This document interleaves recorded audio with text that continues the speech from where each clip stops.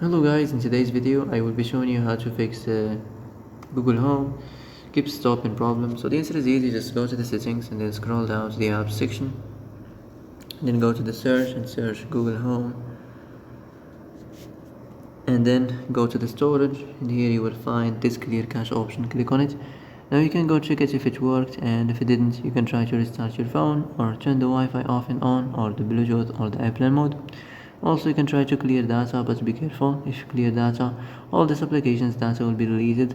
This includes all files, the settings, the accounts, the databases, etc. So be careful if you wanna clear your data.